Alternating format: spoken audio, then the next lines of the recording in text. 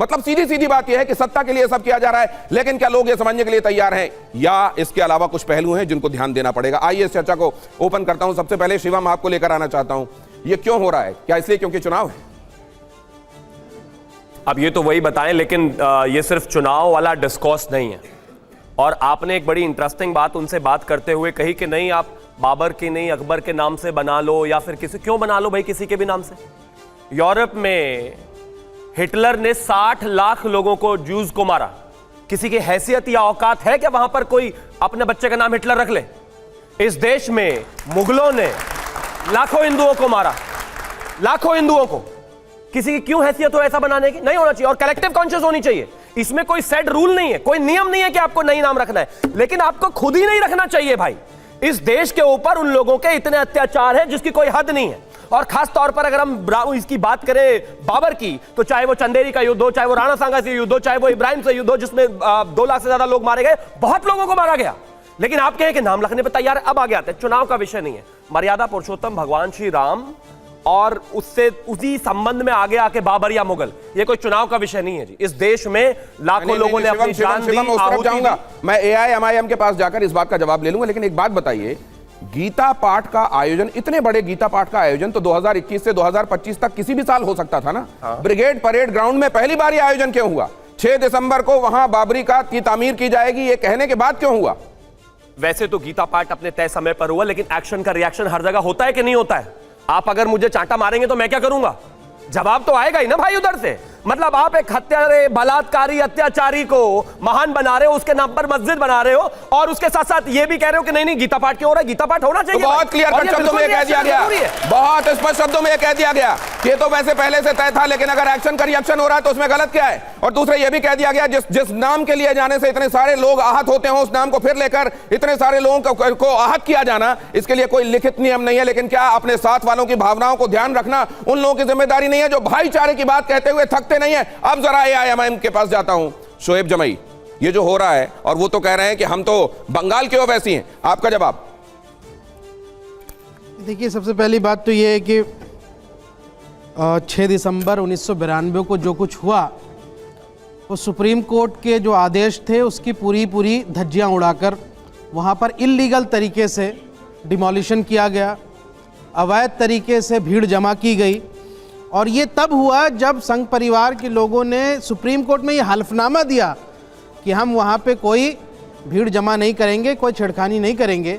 उसके बाद भी मतलब वो जो आपके हिसाब से वो जो कह रहे हैं वो सही कह रहे हैं ना? आप इतने इतिहास में जा रहे हैं, मतलब हुमायूं कबीर जो कह रहे हैं और कर रहे हैं वो सही कर रहे हैं।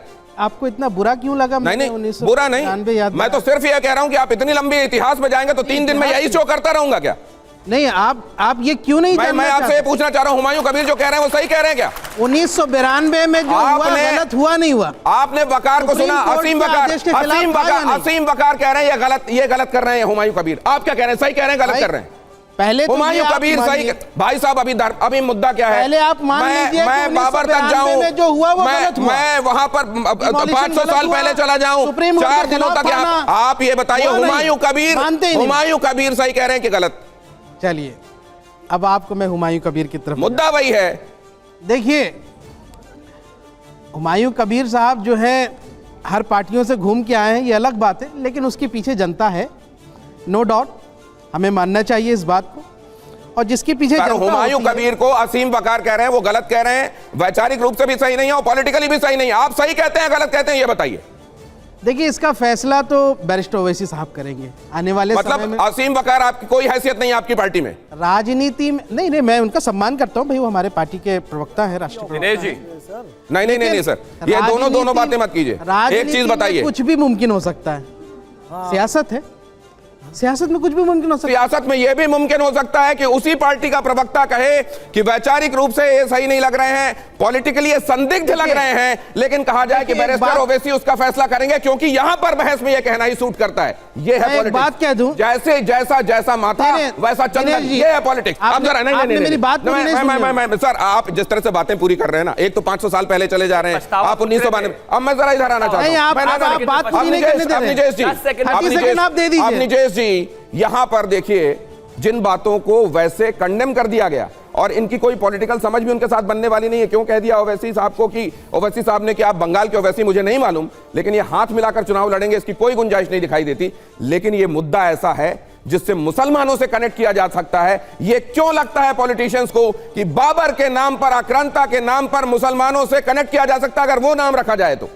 सीधी सी बात है, अभी शोएब जमील ने क्या कहा कि ये सियासत की बात है, प्योरली सियासत कर रहे हैं। अरे जिस व्यक्ति ने बाबरी मस्जिद, वो जो ढांचा था, उसके लिए जिसने मुकदमा लड़ा, और न सिर्फ खुद लड़ा बल्कि उसके पिताजी के समय से लड़ता रहा, इकबाल अंसारी, वो राम जन्मभूमि के शिलान्यास में, राम जन्मभूमि के प्राण प्रतिष्ठा समारोह में उपस्थित था। उसने कहा कि मैं बहुत खुश हूं, सुप्रीम कोर्ट के सर्वोच्च न्यायालय के आदेश के पश्चात यहां पर भव्य राम मंदिर बना और मुझसे ज़्यादा खुश कोई नहीं हो सकता। वो है इकबाल अंसारी, वो भारत के मुसलमानों का सही प्रतिनिधि है।